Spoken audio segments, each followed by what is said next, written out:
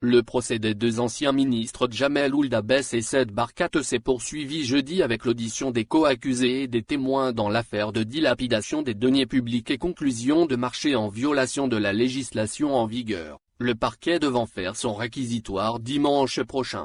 La séance du jeudi a débuté avec l'audition du directeur du protocole lorsque l'accusé Jamel Ould Abbès était à la tête du ministère, M. Djaloul Sadi, qui a rejeté toutes les accusations retenues contre lui.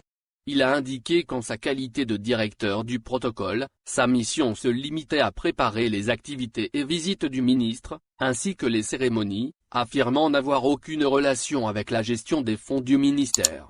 Et d'ajouter que toutes les cérémonies organisées par le ministère lors desquelles des cadeaux étaient offerts aux personnes aux besoins spécifiques, étaient organisées officiellement en présence des membres du gouvernement et avec une couverture médiatique de la presse publique.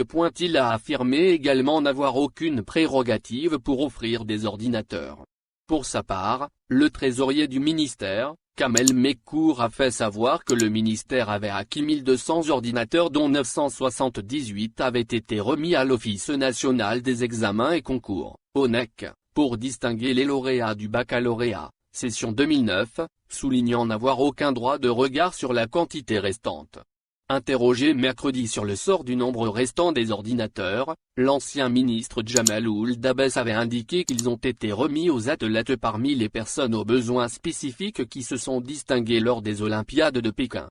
Le trésorier de l'Organisation nationale des étudiants algériens, Abed Sid Ahmed, a indiqué, lui, que l'opération d'acquisition de bus supervisée par l'organisation en vertu d'une convention signée avec le ministère de la Solidarité s'était faite suivant des conditions particulières, et que la comptabilité était très rigoureuse au sein de l'organisation.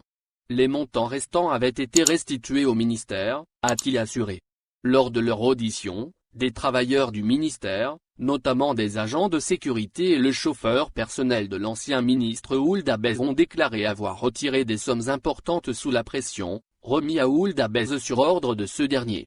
Le procès reprendra dimanche 13 septembre avec les réquisitions du procureur de la République et les plaidoyers de la défense.